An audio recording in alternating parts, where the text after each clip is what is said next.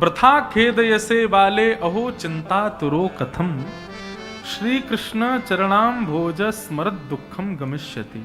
मैं अपनी कथाओं में एक बात बहुत जोर दे करके कहता हूं, हमारे ठाकुर जी बड़े चतुर हैं और इनकी चतुराई का सबसे बड़ा उदाहरण है कि ये इतने सुंदर बन के खड़े होते हैं कि आप इनके चरण देख ही नहीं पाओगे। आपकी दृष्टि चित्तवृत्ति केवल इनके मुख पे ही रह जाएगी। बताओ, यहां पे भी देखो चतुराई दिखाई, चरण छुपा लिए हमारे पीछे, केवल मुख ही दिखे। क्यों?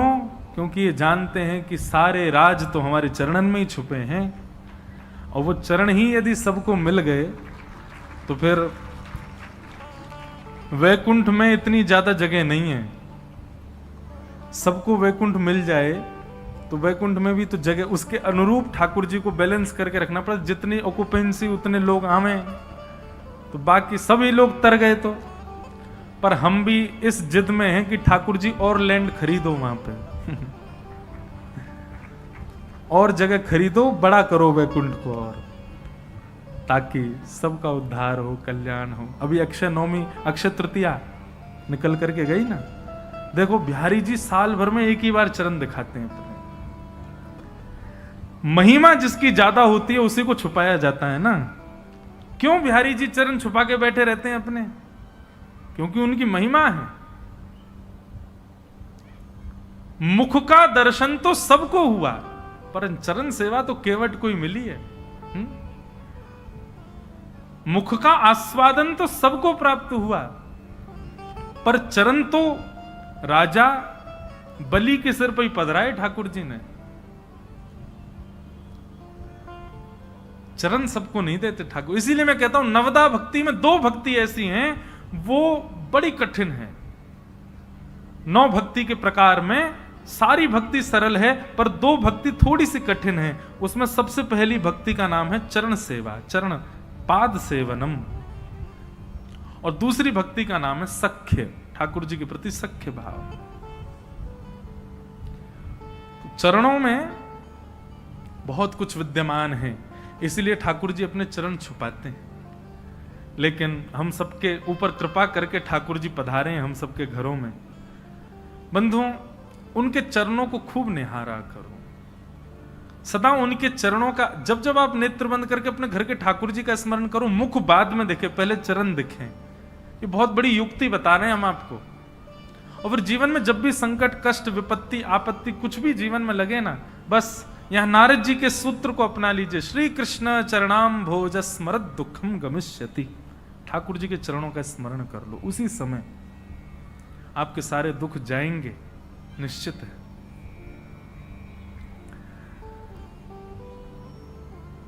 नारद जी ने जाकर के भक्ति महारानी को समझाया। अच्छा एक बात कहें बंधु, ये भक्ति कौन है?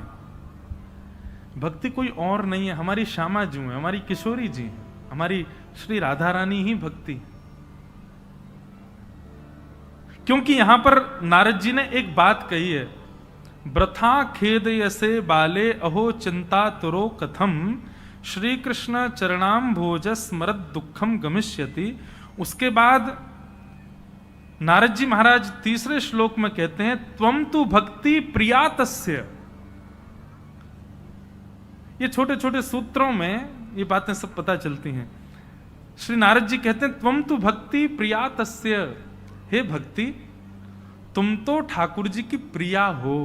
प्रिया यानी कि उनकी प्रियतमा हो, उनकी प्रियसी हो। त्वम तु भक्ति प्रिया तस्य सततम प्राण तोधिकम। अच्छा, केवल नारद जी इतना कह देते कि हे भक्ति महारानी तुम उनकी प्रिया हो, तो भी ये समझ जाते कि केवल भक्ति को संकेत कर रहे हैं। पर जब अगला शब्द पढ़ते हैं तो क्या लिखा है? सततम प्राण तोधिकम। ठाकुर जी को प्राणों से भी ज्यादा प्यारी हो, तो निश्चित है कि ये भक्ति महारानी हमारी श्यामा जी, ये हमारी किशोरी जी। प्रकट नाम नहीं है ना राधा रानी का भागवत में, इसलिए भक्ति कोई और नहीं है बंधुओं। जिस भक्ति को पाने के लिए, जिस भक्ति को श्रेष्ठ करने के लिए हम कथा सुन रहे हैं, वो कोई और नहीं, हमारी श्यामा जी है, हमारी किशोरी जी, हमारी राधा रानी। भक्ति is equal to Shri Radha. Kishori ji ही भक्ति हैं।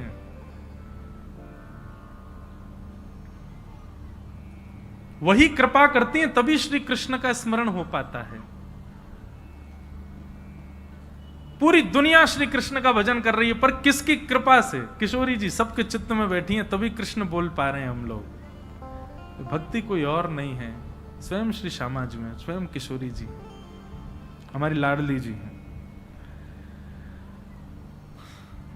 बड़ा सुंदर भाव अभी देखने में, अभी बस ये भाव आया कि भक्ति कोई और नहीं है, श्यामा जी। तो ऐसी भक्ति महारानी को नारद जी कहते हैं आप चिंता मत करो, मैं ज्ञान वैराग्य को तीव्र करने का कोई प्रयास करूंगा। और नारद जी महाराज भ्रमण करते करते बद्रीनाथ आ गए। बद्रीनाथ में आके उन्होंने संत कुमारों से कहा कि भक्ति महारानी के 2 पुत्र ज्ञान और वैराग्य वृद्धावस्था को प्राप्त हो गए, कृपा करके कोई सत्कर्म बताओ। तब सनत कुमारों ने बद्रीनाथ में कहा, बोले सबसे बड़ा सत्कर्म एक ही है। बोले क्या? कि सत्कर्म सूचको नूनम ज्ञान स्मृति बुधई ज्ञान यज्ञ स्मृत बुधई श्रीमद् भागवतालाप सतु गीत सुकादिभि। सबसे बड़ा सत्कर्म एक ही है। बोले क्या? सुखदेव जी के द्वारा सुनाई गई, परीक्षित के द्वारा सुनी गई जो भागवत की कथा है, उस कथा का जन जन को श्रवण लाभ प्राप्त हो, इस प्रकार से भागवत की कथा कराओ।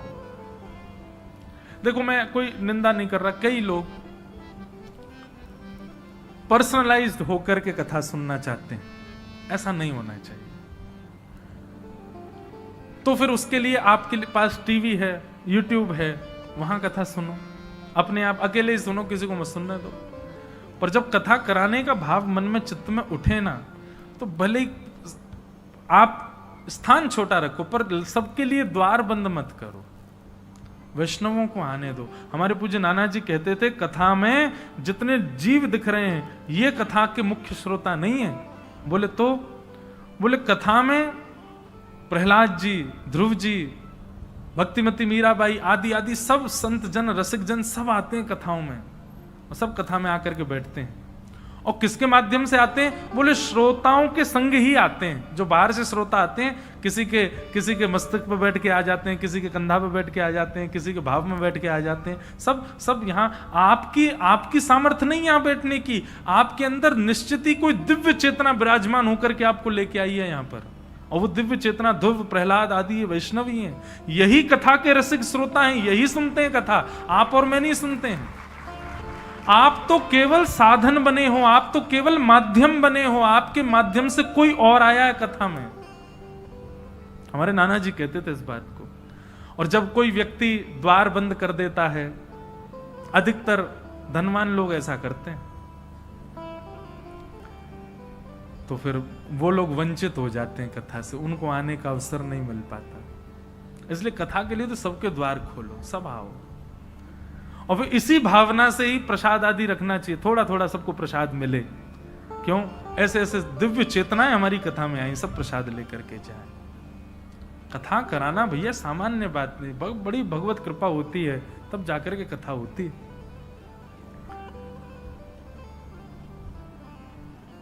नहीं तो आप देखिए, यहां सबसे बड़ा सत्कर्म भागवत की कथा सुनाना कहा गया है। भागवत में दान, धर्म, स्वाध्याय धर्म आदि सबको नून बताया, भागवत की कथा को सबसे श्रेष्ठ बताया, और कहा कि आप भागवत की कथा कराओ। भागवत की कथा में भक्ति, ज्ञान, वैराग्य तीनों को आमंत्रित करो। जितने लोग भी वहां उस कथा का श्रवण करेंगे, सबके चित्त में ज्ञान और वैराग्य पुष्ट हो जाएंगे। नारद जी महाराज सुनकर के बड़े प्रसन्न हो गए, और प्रसन्न होकर के पूछा, बोले महाराज अब ये कथा कहां कराऊं, कैसे कराऊं? तब सनत कुमारों ने स्थान बताया कि गंगाद्वार समीपे तु तटमानंद नामकम नाना ऋषि गणै जुष्टम दैव सिद्ध निषेवितम। गंगा द्वार कहते हैं हरिद्वार को। हरिद्वार के समीप में एक आनंद वन है, जिसको आजकल ऋषिकेश कहते हैं। बोलो वहां गंगा जी के तट पर सुंदर भागवत की कथा कराओ, और सब ऋषि संत जन आदि। बंधु देखो, कथा का स्थान ऐसा होना चाहिए जहां वैष्णव ज्यादा से ज्यादा लाभ ले सके। अब देखो यहां कितने सारे वैष्णव बैठे, सब वैष्णव आए, दूर दूर से आए। ऐसा ही स्थान होना चाहिए जहां वैष्णव ज्यादा से ज्यादा मात्रा में आ सके। अच्छा, हमने एक चीज अनुभव की, वैष्णव भी चींटी की तरह होते हैं। कथा रूपी चाशनी जहां फैल जाती सब अपने आप आ जाते हैं। अभी लॉकडाउन में एक कथा का क्रम प्रारंभ किया हमने, उसका नाम था अकिंचन कथा। अकिंचन कथा साल में 1 या 2 बार हम करते हैं, अपनी इच्छा से करते हैं। पहले सप्ताह भी करी, पर अब उसका नियम बदल दिया, अब 2-3 दिन का कोई भक्त चरित्र या किसी एक विषय को लेकर के करते। उसमें साप्ताहिक नियम नहीं होता, उसमें पंडाल नहीं होता, उसमें माइक नहीं होता, उसमें कोई व्यवस्था नहीं होती। प्राकृतिक व्यवस्था में कथा होती है, या तो पहाड़ में होगी, पहाड़ों के बीच होगी, या समुद्र के किनारे, नदियों के किनारे होगी। इस प्रकार प्राकृतिक व्यवस्था में उस कथा में पंखे नहीं होते, वायु पवन देव ही वहां पर आकर के, मतलब उस कथा के श्रोता कौन है? कथा की प्रारंभिक आरती तो चंद्रमा करते हैं, क्योंकि वो कथा सुबह शुरू होती 4:30-5 बजे, और कथा की विश्राम आरती सूर्य नारायण करते हैं, क्योंकि वो 7:30 बजे विश्राम होती है, 4:30 से 7:30। कथा में पंडाल की व्यवस्था जो है वो आसमान की है, ये आकाश ही पंडाल है। बीच बीच में बरस भी जाते हैं कई कथाओं में। तो प्राकृतिक व्यवस्था में वो कथा होती है। उसका हमने क्रम इसलिए कोविड में ऐसा रखा था, कोविड में भीड़ करना अलाउ नहीं था, तो सुबह सुबह करते तो भीड़ ही नहीं आती, सोते रहते थे लोग। पर वो इतनी भाई कि अब मन होता साल में 1 आध बार हम करते हैं। अभी जयपुर में थे, इतना सुख मिला। 5:30 बजे से कथा होती थी, क्योंकि गोविंद देव जी के पुराने मंदिर में थी, मंदिर ही 5 बजे खुलता था। 1 बजे से लोग पहुंच जाते, रात्रि 1 बजे से, और वो भी स्थान इतना दूर, जयपुर से बाहर आमेर में, थोड़ा एकांत में, वहां रात में अकेले जाने में डर लगे, इतने लोग आते थे। अकिंचन कथा थी, उसमें माइक होता नहीं है, लेकिन पहले दिन इतनी भीड़ आ गई कि दूसरे दिन माइक लगाना पड़ा हमको। मैंने कहा परसों इतने मत हो जाना कि पंडाल भी लगाना पड़े। तो अभी क्या हुआ है कि अभी ब्यार चली है, अभी भक्ति बढ़ रही है लोगों में, और ये 100 वर्षों तक अभी ऐसे ही चलेगा। सूरदास जी ने अपनी एक पद में लिखा है ऐसा, कि बीच में ऐसा समय आएगा कि कलयुग में सतयुग दिखने लग जाएगा, सबके अंदर भक्ति भाव प्रकट हो जाएगा, सबके अंदर गुण दिखने लग जाएंगे, सब अच्छे हो जाएंगे, सब प्रिय बोलने वाले हो जाएंगे, सब कलेशों से बचेंगे। क्रोध आएगा तो क्रोध को पी जाएंगे। ऐसी स्थिति धीरे धीरे अब हो रही है। अभी ये 100 वर्षों तक ऐसा चलेगा, अभी प्रारंभ हुआ है। 100 वर्ष बाद अचानक से कलयुग का प्रहार होगा, और फिर आएगा घोर कलयुग, और फिर ये सब धीरे धीरे कम होगा। भगवान करे ये 100 वर्ष, भगवान को दया आ जाए, ये 100 वर्षों की जगह और लंबा इसकी अवधि कर दें, भक्ति महावी रहे।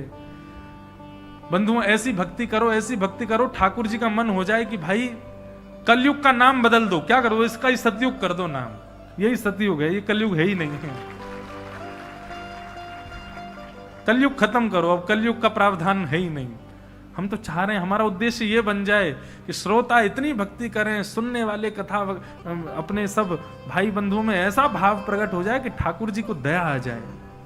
ठाकुर जी कर्तुम अन्यथा कर्तुम समर्थ ईश्वर, सब कर सकते हैं। इस कलयुग को सतयुग बना दो। ये उद्देश्य लेके हम भक्ति पथ पे चल रहे हैं। तो भागवत की कथा ये कराओ, तब तुम्हारा कल्याण होगा। भागवत की कथा कराई, बड़े बड़े ऋषिगण, बड़े बड़े सब लोग पधारे, भागवत की कथा हुई, भक्त ज्ञान वैराग्य तीनों आकर के विराजमान हो गए। जैसे ही भागवत की कथा में प्रवेश किया, भक्ति सुतौ तौ तरणौ गृहीत्वा प्रेमैक रूपा सहसा विरासी, श्री कृष्ण गोविंद हरे मुरारे, नाथेति नामानि मुहुर्वदन्ति। एक बात मेरी सुनिए, एक आप सब लोगों के लिए गृह कार्य है, होमवर्क। क्या?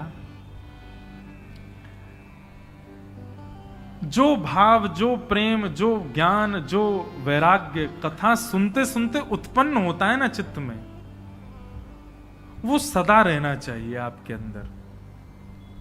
यही आपका कथा सुनने का उद्देश्य है कि जिस भाव से आप 4 घंटे कथा में बैठ रहे हो, उस भाव से अब बाकी का जीवन भी जीना है, इसी भाव में ही रहना है। ऐसा नहीं कि यहां पर आप प्रिय हो जाएं, यहां से जाते ही बाहर आप कलेशियारे हो जाओ, ऐसा नहीं। यहां 4 घंटे आप सबका मुखमंडल इतना प्यारा लग रहा है कि आपसे सुंदर संसार में कोई नहीं। ऐसी आकृति, ऐसे भाव, देखो आप सब लोग यहां से बाहर इतनी बड़ी सभा में इतने लोग यदि कहीं और बैठे हों बिना कथा के, तो वो ऐसे नहीं बैठे होंगे, वो ऐसे बैठे होंगे। एयरपोर्ट पर, रेलवे स्टेशन पर कभी नजर घुमा के देखो, सब कैसे बैठे होंगे? ऐसे ही बैठे मिलते हैं सब, सबकी नजर झुका दी, सबका सिर झुका दिया इसने। अच्छा, ऐसा नहीं है कि मैं इसकी इतनी बुराई कर रहा हूं तो मैं यूज नहीं करता, मैं भी, मेरा भी सिर झुकाया है। पर कथा में देखो यहां कोई फोन नहीं चला रहा है, सब ऐसे बैठे हैं। पिछले 3 घंटे से आपने फोन नहीं चलाया, पिछले 1 महीने में इतना फोन का कम इस्तेमाल आपने आज पहली बार किया होगा, निश्चित है ना? ऐसा पूरा जीवन कर लो, प्रसन्न मुद्रा में रहो, भाव में रहो, प्रिय रहो, सबको प्रिय लगो, ऐसा पूरा जीवन। जैसा 4 घंटे का हमारा कथा का स्वरूप है, ऐसा स्वरूप बाकी के शेष जीवन का हो जाए, यही हमारा गृह कार्य है। इसी के लिए आपको प्रयत्न करना है। और आप एक बात सुनिए, लोग मुझसे कहते हैं महाराज जी कोई नियम बताओ, कोई उपाय बताओ, कोई भजन बताओ। यही नियम है आपका। आप 4 घंटे जैसे कथा में रहते हैं, वैसे पूरे जीवन में रहने का नियम ले लीजिए, आपको ठाकुर जी प्राप्त हो जाएंगे। भगवत प्राप्ति इसी मात्र से हो जाएगी। और दूसरी बात, वैसे तो ब्रह्म वाक्यम जनार्दनम, ब्राह्मण की वाणी मतलब भगवान की वाणी। यदि ब्राह्मण कुछ कह दे तो उसको सत्य करने भगवान को आना पड़ता है, लेकिन वो ब्राह्मण भी यदि ब्रजवासी हो तो ठाकुर जी को निश्चित आना पड़ता है। और वो ब्राह्मण ब्रजवासी, सुनो बात तो सुन लो पहले पूरी, और वो ब्राह्मण ब्रजवासी भी यदि व्यासमंच पे बैठ के कह दे, भागवत जी के सामने बैठ के कह दे, तो निश्चित है आपको ठाकुर जी की प्राप्ति केवल इतने मात्र से हो जाएगी कि जितनी देर आप कथा में जिस भाव में रहते हो, उसी भाव में पूरे जीवन भर रहो, सदा ऐसे ही रहो। प्रसन्न हासारुण लोचलो लसत,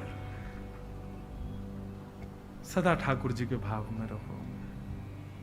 तो भागवत की कथा हुई, और उस कथा में आते ही ज्ञान वैराग्य दोनों पुष्ट हो गए, और पुष्ट होते ही युवा अवस्था को प्राप्त हो गए। भक्ति महारानी नृत्य करने लगी, चरणों में प्रणाम करते हुए नारद जी से कहा, हे नारद जी आपने बड़ी कृपा की। नारद जी ने कहा, देवी अब आप हमें एक वचन दो। बोले क्या? भक्तेषु गोविंद स्वरूप कत्री, प्रेमैक धर्त्री, भवरोग हंत्री, स्वातम च तिष्ठस्व सधैर्य संश्रया, निरंतरम वैष्णव मानसा। हे भक्ति महारानी, अब आप सदा सर्वदा जितने भी श्रोता कालांतर में भी कथा में आवे, आगामी समय में भी जो जो कथा में आवे, कथा में आकर के बैठे शुद्ध भाव से विराजमान हो, उसके चित्त में जाकर के आप विराजमान हो जाना। भक्ति महारानी ने यह वरदान दिया कि निरंतर आज के बाद जहां कहीं भी कथा होगी, उसमें जो जो श्रोता आएंगे सबके चित्त में मेरा वास होगा, मैं विराजूंगी। इसका मतलब क्या है? आप जैसी कथा सुनना प्रारंभ किए बंधुओं, भक्ति ज्ञान वैराग्य तीनों आपके चित्त में बैठ गए, और ये 7 दिन तक जब जब आप कथा में रहोगे तब तक भक्ति ज्ञान वैराग्य आपके चित्त में रहेंगे। पर जैसे ही 7 दिन बाद आप पुनः वैसे होते चले गए जैसे आप पहले थे, ये दोनों आपका, तीनों आपका पुनः परित्याग कर देंगे। और अगर इन तीनों ने हमारा त्याग किया तो ये समझ लीजिएगा कि भक्ति ज्ञान वैराग्य नहीं, ठाकुर जी हमारा त्याग कर रहे हैं। इसलिए उद्देश्य कथा सुनना नहीं है, उद्देश्य कथा सुनने से जो भाव निर्मित हुए हैं वो सदा उसी स्थिति में बने रहें, ये हमारा उद्देश्य होना चाहिए। इस भाव से भागवत के महात्म का प्रथम सर्ग यहां पूर्ण हुआ। द्वितीय सर्ग में गोकर्ण की कथा सुनाई गई, गोकर्णोपाख्यान सुनाया गया। हम सूक्ष्म में कथा यहां की सुना के विश्राम करेंगे। आज प्रथम दिन है, प्रथम दिन में ऐसा कहते हैं, शास्त्र आज्ञा भी है। चर्चा, परिचय चर्चा होनी चाहिए। आप मुझे पहचानो, मैं आपको पहचानूं, और उसके बाद फिर परिचय हो जाए, फिर कथा का क्रम होना चाहिए। इसलिए आज परिचय चर्चा चल रही है, इसलिए हम विस्तार कम कर रहे हैं, फिर भी बहुत कर दिया। लेकिन श्री आत्मदेव नाम के ब्राह्मण थे, उनके पास संतान नहीं थी। संतान ना होने की वजह से बड़े दुखी थे। संसार में बंधुओं, जो भी वस्तु आपको ठाकुर जी न देते हैं, नहीं देते हैं, उसमें अपनी भलाई समझो। कभी भी प्रकृति से किसी वस्तु को छीनिए मत। एक दो बार प्रयास करना चाहिए। एक दो बार के प्रयास के उपरांत यदि आपको वस्तु की प्राप्ति ना हो तो उसको भगवत आज्ञा मान करके छोड़ देना चाहिए। चाहे वो संतान हो, चाहे वो सांसारिक कोई वस्तु हो, धन हो, संपत्ति हो। 2-3 बार प्रयास करो। प्रयास के बाद भी यदि प्राप्त ना हो तो भगवत इच्छा मान के उसको छोड़ दो। क्योंकि जो व्यक्ति लगा रहता नहीं, चाहिए चाहिए चाहिए चाहिए, प्रकृति से छीनने का प्रयास करता है, तो लोग कहते तो हैं कि वो एक डायलॉग है पिक्चर का, शिद्दत से किसी वस्तु को चाहो तो पूरी कायनात लग जाती तुमको मिलाने में, है ना, ऐसे है ना। लेकिन एक बात सुनो, कायनात मिला तो देती है उस वस्तु से, लेकिन उसी वस्तु से आपको एक ना एक दिन कष्ट जरूर होगा, ये निश्चित है। वो तो फिल्मी भाषा है, ये आध्यात्मिक भाषा है कि आप शिद्दत से लगे रहो किसी वस्तु के पीछे, मिल जाएगी आपको। लेकिन मैं दावे से कह सकता हूं, जिसके लिए आपने सब कुछ छोड़ करके प्राप्त करने का प्रयास किया, भगवत विलग वस्तु यदि वो है, एक दिन उसी वस्तु के कारण चिंता में बैठोगे। उसी वस्तु की प्राप्ति होने के बाद में आप निराश हो जाओगे, हताश हो जाओगे। इसलिए भैया ये शिद्दत से लगे रहो, कायनात लग जाए मिला, इसके लिए ठाकुर जी के लिए लगो। गोस्वामी तुलसीदास जी महाराज की पत्नी, उन्होंने यही उपदेश तो दिया, बोले जितनी प्रीति तुम मुझसे करते हो, जितनी व्याकुलता तुम्हारे अंदर मेरे लिए है, जितनी तड़प तुम मुझसे मिलने के लिए रखते हो, इतनी तड़प, इतनी व्याकुलता, इतनी परेशानी यदि तुमने राम जी के लिए रखी होती तो राम जी मिल गए होते। अब तुमको मेरे पीछे भाग रहे हो। उसी दिन भारत को गोस्वामी तुलसीदास की प्राप्ति हो गई। देखो, हमारे अंदर सब कुछ है। हमारे अंदर लगन भी है, हमारे अंदर तड़प भी है, हमारे अंदर इच्छा भी है, हमारे अंदर व्याकुलता भी है, हमारे अंदर क्या कहेंगे, किसी कार्य को करने की उत्सुकता भी है। सब कुछ है हमारे अंदर, पर संसार के लिए। अभी 2-4 कलावे ले जा करके बाहर एक वृक्ष के पास बांध देता हूं, और दूसरे दिन एक वीडियो बना करके वृक्ष के पास, यहां पर कलावा बांधने से आपकी मनोकामना पूरी हो जाती है। वो बेचारा वृक्ष अंतर ध्यान हो जाएगा, कलावा वृक्ष हो जाएगा। लेकिन हम कितनी भी वीडियो में बना करके कथाओं में बैठ बैठ कहते हैं, बोले नाम जप किया करो, ठाकुर जी की कथा सुना करो, भगवत प्राप्ति हो जाएगी। कुछ को भगवान चाहिए ही नहीं। आए महाराज, हम संसार में भगवान को प्राप्त करने आए हैं। भगवत प्राप्ति के साधन के लिए सब पीछे हट जाते हैं। संसारिक साधनों के लिए सबके देखो तप, व्रत, अनुष्ठान सब शुरू हो जाते हैं। मुझे सच में बहुत पीड़ा होती है कभी कभी देख करके। एक बार मैं एक स्थान पर गया, स्थान का नाम बोल देता हूं, जागेश्वर, उत्तराखंड में महामृत्युंजय जिस स्थान पर प्रकट हुआ, जागेश्वर बड़ी सुंदर स्थित स्थान है। कभी आपको भ्रमण के लिए जाने का मन हो, बद्रीनाथ, केदारनाथ सब लोग जाते हैं, जाना ही चाहिए, 4 धाम है हमारे। कभी आपको उत्तराखंड की तरफ जाने का मन हो, हमारे कहे से जागेश्वर जाइएगा। 3 स्थान हैं थोड़ी थोड़ी दूरी पर, जागेश्वर, बागेश्वर और मुक्तेश्वर। ये 3 हैं उत्तराखंड में। तीनों महादेव के स्थान हैं, और तीनों की स्थिति कैसी है? मुक्तेश्वर वो इतनी ऊंचाई पर है कि वहां बर्फ भी दिखती है, बर्फ भी आसपास रहती है। जागेश्वर इतनी गहराई में नीचे उतरना पड़ता, पहाड़ों के भी अंदर भीतर जाना पड़ता है। और बागेश्वर ये बिल्कुल मध्य में है। तीनों मतलब ऊपर नीचे और मध्य, तीनों में है महादेव के मंदिर। 3 दिन लगते हैं दर्शन करने में। तो जागेश्वर में गया, वहीं पर महामृत्युंजय मंत्र प्रकट हुआ। तो इतना सुंदर स्थान है, छोटा सा एक गांव है, इतनी सर्दी पड़ती है वहां, इतना नीचे होने के बाद भी। मुझे अभी स्थिति याद आ गई तो पूरा मैं वहीं घूम गया। तो वहां मैंने देखा कि 7 बजे लोग बाग अपने अपने घरों में, 8 बजे तो सब सो जाते हैं शाम को, और पूरे कस्बे में आपको प्याज लहसुन नहीं मिलेगी, होटल में भी नहीं मिलेगी, कहीं नहीं बनती। तो वहां पर मैंने देखा कि मैं एक दिन मतलब रात्रि में 8-9 बजे नींद नहीं आ रही थी, हम संसारी लोग 10-11 बजे सोते हैं। तो खिड़की खोल करके मैं देख रहा था तो 2 दंपति खड़े थे मंदिर के बाहर और हाथ में दिया लेकर के खड़े थे। मैंने वहां के किसी व्यक्ति से पूछा, मैंने कहा ये क्या कर रहे हैं? बोले महाराज जी यहाँ की प्रथा है कि रात भर दिया लेकर के खड़े रहो और प्रातः काल ब्रह्म मुहूर्त में जब मंगला आरती होती है तो उसी दिए से ठाकुर जी की आरती करके घी का दिया अर्पित कर दो। इतना करने मात्र से पुत्र की प्राप्ति होती है। मेरे चित्त में एक भावना आई, मैंने कहा व्यक्ति संसार की प्राप्ति के लिए कितने कठिन से कठिन मार्ग को अपना लेता है। यहीं किसी कभी ऐसा सुनने में नहीं आया कि कोई रात भर दिया लेकर के मंदिर के बाहर इसलिए खड़ा था कि मुझे राम जी मिल जाएं, मुझे ठाकुर जी मिल जाएं, मुझे श्री कृष्ण के प्रत्यक्ष दर्शन हो जाएं। इस भावना से कोई व्रत नहीं करता, कोई अनुष्ठान नहीं करता, कोई नियम नहीं करता।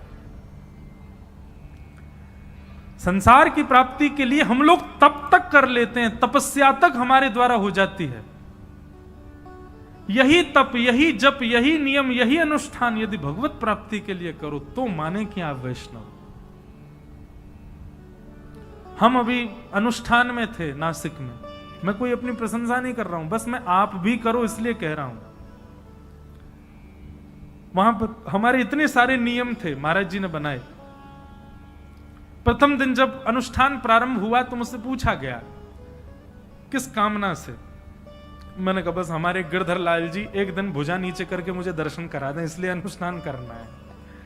कभी ठाकुर जी के अचल में सचल का दर्शन हो जाए, वो अचल कभी अपने नेत्र पलक झपक करके मुझको दिखा दें।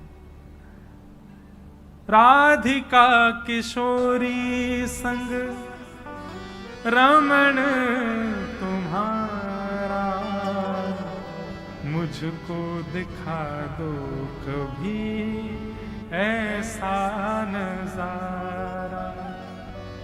राधिका किशोरी संग रमण तुम्हारा, मुझको दिखा दो कभी ऐसा। कभी इस कामना से कोई अनुष्ठान किया? कभी इस कामना से कोई व्रत किया? एकादशी व्रत कितने लोग करते हैं? हाथ ऊपर करो। कल की है एकादशी, परसों है, हैं? परसों है ना, आज नौमी है, नौमी और 10वीं दोनों, कल भी एकादशी कई जगह। परसों से आप लोगों की एकादशी का एक ही उद्देश्य होना चाहिए, यही। आप लोगों का भले ही मन नहीं हो, पर हम जबरदस्ती आपसे ये हम संकल्प करवा दिया, अब संकल्प हो गया आप लोगों का।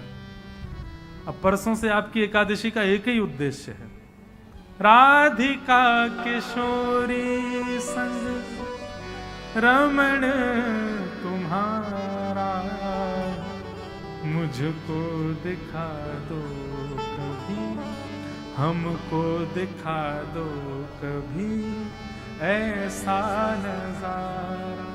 सघन कुंज है, यमुना का तट है और श्याम सुंदर सचल श्री किशोरी जी के साथ रमण कर रहे हैं, गले में गलवैयां डाले विचरण कर रहे हैं। और वो हम अपने इसी तन से, इन्हीं नेत्रों से, इसी जीवन में उसका प्रत्यक्ष दर्शन कर रहे हैं। यही हमें अपनी एकादशी से चाहिए, यही हमें हमारे व्रत से चाहिए, और कुछ नहीं चाहिए। संसार क्यों मांगते हैं हम अनुष्ठानों से, हम व्रतों से? जब मनोकामना पूरी होती ही है इन व्रत अनुष्ठानों से तो ठाकुर जी को मांगो ना। संसार की सब वस्तुएं तो आपके कर्म प्रदान कर देगा, कर्म प्रदान कर देगा, ठाकुर जी को मांगो ना। और ये दर्शन जैसे ही हो जाए, फिर चाहे मैं मर जाऊं, फिर चाहे मैं मर जाऊं, बसा कर नैनन में, छिपा कर नैनन में, बसा कर नैनन में, छिपा कर। ये उद्देश्य है।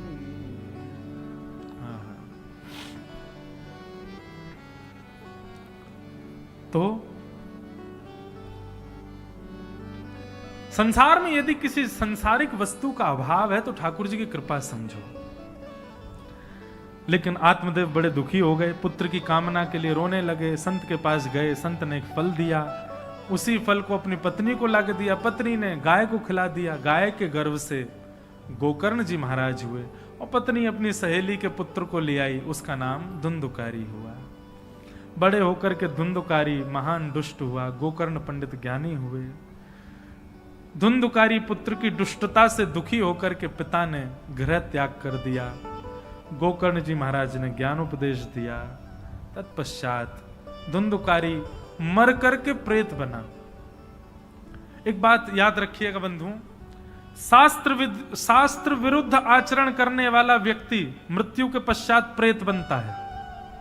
मातृ पितृ चरण सेवा न करते हुए अपने प्राण त्याग देने वाला व्यक्ति मृत्यु के बाद प्रेत बनता है। गलत आचरण, गलत व्यवस्थाएं, गलत व्यक्ति का संग करने वाला व्यक्ति प्रेत बनता है। और जीवन भर कभी कथा और भक्ति भावना जीवन में न लाने वाला व्यक्ति भी मृत्यु के बाद प्रेत बनता है। हम 10 लक्षण बताएंगे कल प्रेत कौन बनता है मृत्यु के बाद। बंधुओं, प्रेत योनि नरक से भी बुरी है। नरक में जाने वाला व्यक्ति पुनर्जन्म ले लेता है, पर प्रेत योनि वाला, प्रेत एक बार बने 2000 वर्ष तक मुक्ति नहीं, 2000 वर्ष तक प्रेत बनना पड़ता है। उसके निमित्त यदि भागवत की कथा कराओ तो ही मुक्त हो पाता है। तो गोकर्ण जी महाराज ने देखा कि भैया उनके धुंधुकारी भाई प्रेत बन गए हैं, तो सूर्य नारायण से आज्ञा लेकर के भागवत की कथा कराई, और भागवत की कथा सुनते ही धुंधुकारी अपनी प्रेत योनि से मुक्त हो गए। बोलो भक्त वत्सल भगवान की। इस प्रकार भागवत जी के महात्म्य में 2 बातें मुख्य बताई। पहली बात, भक्ति ज्ञान वैराग्य पुष्ट होते हैं। दूसरी बात, कोई कितना भी भयानक पापी हो, प्रेत योनि में हो, भागवत की कथा का स्पर्श होते ही वो मुक्त हो जाता है। ऐसी भागवत के महात्मा को हम बारंबार प्रणाम करते हैं और आज के मंगल भाव को यहीं विराम देते हुए कथा को अब आरती की ओर चलेंगे। कल से बंधुओं ठीक 4 बजे हम कथा प्रारंभ करेंगे। आप लोग 3:30 पौने 4 बजे तक यहाँ आ जाइए। 4 बजे से कथा प्रारंभ होगी और 7 बजे तक क्रम चलेगा। आइए बड़े प्रेम और भाव से। श्यामा हृदय कमल सो प्रगट्यो, श्यामा हृदय कमल सो प्रगट्यो। ये पद की प्रतियां यदि कल आप सबको मिल जाएंगी तो अच्छा है। सप्त निधियों को नित्य प्रणाम भोपाल की भूमि से करेंगे। श्यामा हृदय कमल सो प्रगट्यो, श्यामा हृदय कमल सो प्रगट्यो, और श्याम हृदय कुभार, वृंदावन प्यारो वृंदावन, वृंदावन प्यारो वृंदावन, हे श्री वृंदावन प्यारो वृंदावन, वृंदावन प्यारो। हमारे वृंदावन के 7 ठाकुर जी, गोविंद देव जी, गोपीनाथ जी, मदन मोहन जी, राधा रमण जी, राधा वल्लभ जी, जुगल किशोर जी और श्री बांके बिहारी। इन 7 ठाकुरों को इस पद में हम प्रणाम करेंगे। और इसका ऐसा भाव दास के मन में आता है कि इस पद को गाने से वृंदावन को प्रणाम, संपूर्ण वृंदावन को प्रणाम हो जाता है। तो इसलिए बड़े प्रेम और भाव से 7 देवालयों को प्रणाम करो, 7 निधियों को प्रणाम करो। सबसे पहले गोविंद देव जी, सब सुख सागर रूप उजागर, रहे वृंदावन धाम। सब सुख सागर रूप उजागर, रहे वृंदावन धाम। हाँ प्यारो रहे वृंदावन धाम, प्यारो रहे वृंदावन धाम। रूप गोस्वामी प्रगट कियो जहाँ, रूप गोस्वामी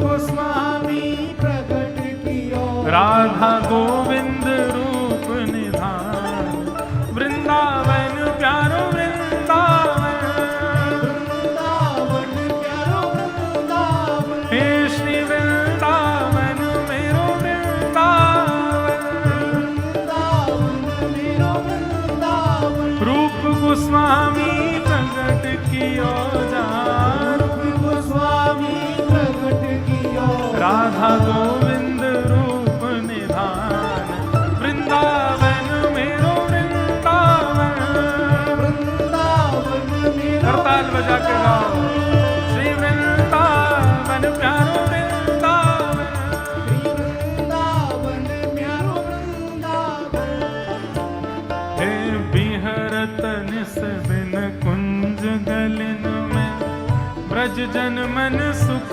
धाम बिहरत निस दिन कुंज गलिन में ब्रज जन मन सुख धाम हाँ प्यारो ब्रज जन मन सुख धाम प्यारो ब्रज जन मन सुख धाम मदन मोहन को रूप निरख के मदन मोहन को रूप निरख के श्री मदन मोहन को रूप निरख के मदन मोहन को रूप निरख के सनातन बलि बलि जाए वृंदावन प्यारो वृंदावन वृंदावन प्यारो वृंदावन हे श्री वृंदावन मेरो वृंदावन वृंदावन मेरो वृंदावन मदन मोहन को रूप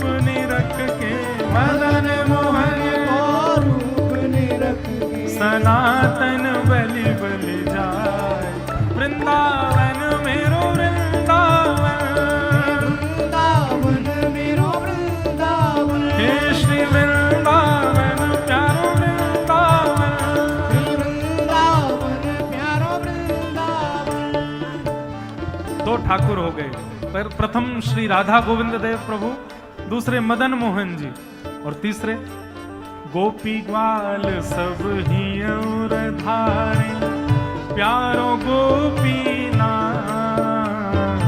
गोपी ग्वाल सब हिये और धारे प्यारो गोपी हाँ प्यारो प्यारो गोपीनाथ प्यारो प्यारो गोपी ओ बड़ो प्यारो गोपीनाथ बड़ो प्यारो गोपी मधु पंडित जिन कंठ लगायो मधु पंडित जिन कंठ लगायो श्री मधु पंडित जिन कंठ लगायो मधु पंडित जिन कंठ लगायो और है रही जय जयकार वृंदावन प्यारो वृंदावन वृंदावन प्यारो वृंदावन हे श्री वृंदावन मेरो वृंदावन वृंदावन मेरो वृंदावन मधु पंडित जिन कंठ लगायो मधु पंडित कंठ लगायो और है रही जय जयकार वृंदावन मेरो वृंदावन वृंदावन मेरो वृंदावन हे श्री वृंदावन प्यारो वृंदावन वृंदावन प्यारो वृंदावन गोपाल भट्ट झुकी हृदय वेदना प्रगट्यो शालिग्राम गोपाल भट्ट जो की हृदय वेदना प्रगट्यो शालिग्राम श्री गोपाल भट्ट झुकी हृदय वेदना प्रगट्यो शालिग्राम श्री गोपाल भट्ट जो की हृदय वेदना प्रगट्यो शालिग्राम कौन? रूप सुधा को खान हमारो रूप सुधा को खान हमारो रूप सुधा को खान हमारो रूप या फिर ऐसा कहो, श्री वृंदावन में सबते प्यारो, वृंदावन में सबते प्यारो। अच्छा, ये भाव अभी अभी मन में आया, वृंदावन में सबसे प्यारो। क्यों? ये भाव जो उत्पन्न होते हैं ठाकुर जी ही करवाते हैं। अब राधा रमन जी के लिए तो आ गया सबसे प्यारो, बाकी के ठाकुर का अच्छा तो हम प्यारे ना हैं, वही प्यारो हैं। कैसी दुविधा में डालते हैं ठाकुर जी। अब बुलवा दिया, अब मुझको ये लग रहा है कि राधा वल्लभ जी बिहारी जी मुझको टेढ़ी टेढ़ी नजर से देखेंगे, हम प्यारे नहीं है मतलब। लेकिन अब आया है भाव तो गा ही लो। अच्छा, कुछ दिन में इसी कथा में श्री राधा रमन लाल जी का प्राकट्य उत्सव भी 23 तारीख को है ना, बुद्ध पूर्णिमा 23 को है अभी श्री राधा रमन जी का। अच्छा, तो फिर ऐसा कह लो, इस कथा में राधा रमन जी का प्राकट्य दिवस आएगा, इसलिए उनको हम कह रहे हैं सबसे प्यारो। वे तो सभी प्यारे हैं वृंदावन में। वृंदावन में सबसे प्यारो, वृंदावन में सबते प्यारो। हे रूप सुधा को खान हमारो, रूप सुधा को खान हमारो। श्री राधा रमण जुलाल, वृंदावन प्यारो वृंदावन, वृंदावन प्यारो वृंदावन। हे श्री वृंदावन मेरो वृंदावन, वृंदावन मेरो वृंदावन। रूप सुधा को खान हमारो, रूप सुधा को खान हमारो। श्री राधा रमण जुलाल, वृंदावन मेरो वृंदावन, वृंदावन मेरो वृंदावन। हे श्री वृंदावन प्यारो वृंदावन। श्री वृंदावन प्यारो वृंदावन। आतुर हित हरिवंश पुकारो, श्री राधा राधा नाम। आतुर हित हरिवंश पुकारो, श्री राधा राधा नाम। हाँ बड़ो प्यारो राधा नाम, बड़ो प्यारो राधा नाम। हे बड़ो मीठो राधा नाम। ओ बड़ो मीठो राधा नाम। तब सघन कुंज यमुना तट आयो, सघन कुंज यमुना तट आयो। सघन कुंज वृंदावन आयो। सघन कुंज भुजा उठा के गाओ, हे प्यारो राधा वल्लभ लाल, वृंदावन प्यारो वृंदावन। वृंदावन प्यारो वृंदावन। हे श्री वृंदावन मेरो वृंदावन, वृंदावन मेरो वृंदावन। सघन कुंज वृंदावन आयो, सघन कुंज वृंदावन आयो। प्यारो राधा वल्लभ लाल, वृंदावन मेरो वृंदावन। वृंदावन मेरो वृंदावन। हे श्री वृंदावन प्यारो वृंदावन। वृंदावन प्यारो वृंदावन। अच्छा, आज हमने कथा के प्रारंभ में एक बात कही कि नृत्य तब तक मत करना जब तक आपका तन आपके वश से बाहर ना हो जाए। तो इसका मतलब आपका तन आपके वश में ही है? अभी तक आपके कंट्रोल में ही है। महाराज जी क्या करें, खुद थिरक ही नहीं रहे पाँव, मतलब अभी आपकी भक्ति उतनी ही है, यही मारे बैठे हो। चलो अच्छा, इससे पैरामीटर भी पता चलता रहेगा। छठवें ठाकुर आपके मध्य प्रदेश में विराजमान है, पन्ना के श्री जुगल किशोर जी। ये हमारे वृंदावन के ठाकुर हैं, श्री हरिराम व्यास जी ने उनको प्रकट किया। जुगल किशोर को लाड़ लड़ायो, नवल कुंज ही अमान। जुगल किशोर को लाड़ लड़ायो, नवल कुंज ही हाँ, कुंज निकुंजन की रज धारे, कुंज निकुंजन की रजधारे। कुंज निकुंजन की रज धारे, कुंजन की रजधारे। हरि व्यास युगल यश गाय, वृंदावन प्यारो वृंदावन।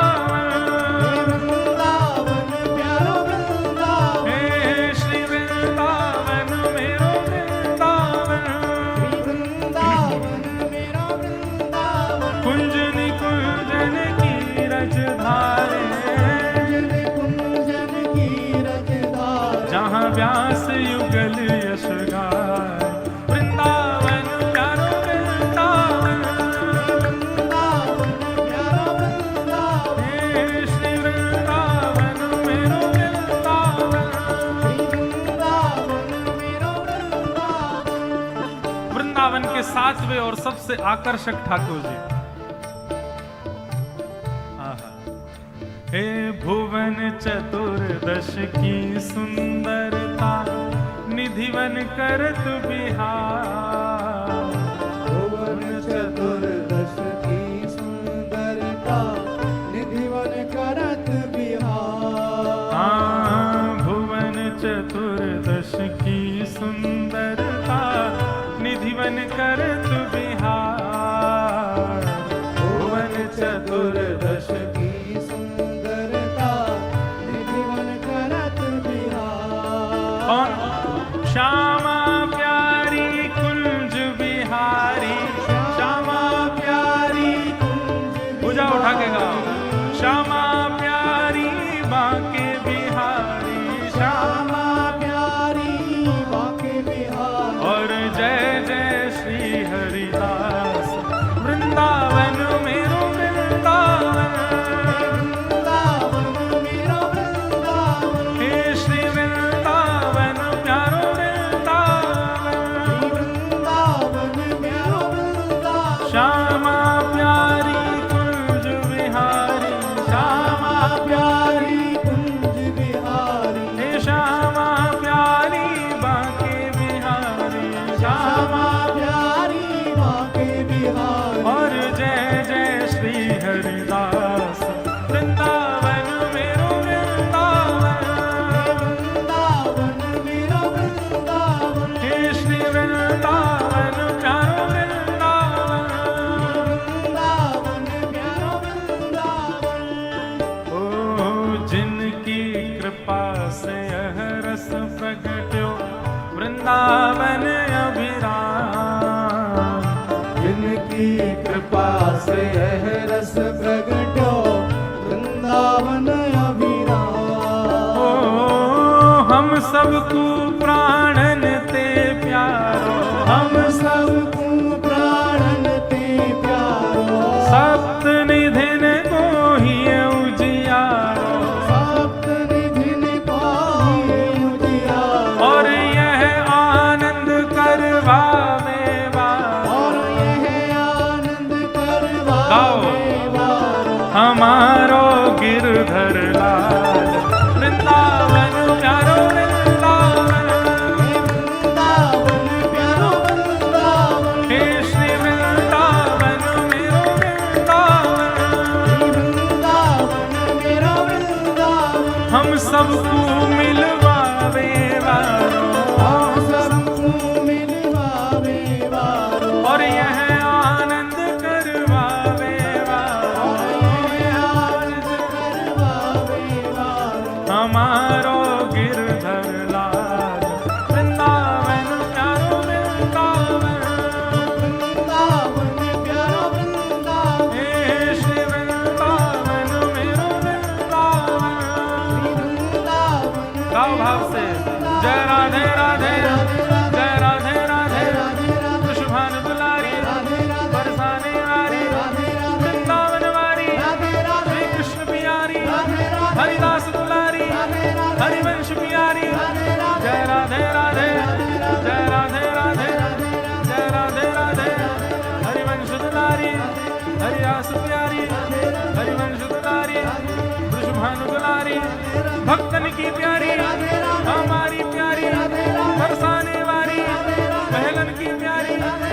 राधे राधे, जय राधे राधे, भज राधे राधे, भज राधे राधे, जय राधे राधे, जय राधे राधे, जय राधे राधे, जय राधे राधे, जय राधे राधे, जय राधे राधे, जय राधे राधे, जय राधे राधे, जय राधे राधे, जय राधे राधे, जय राधे राधे, जय राधे राधे, जय राधे राधे, जय राधे राधे, जय जय श्री राम, जय जय श्री राम, जय जय श्री राम।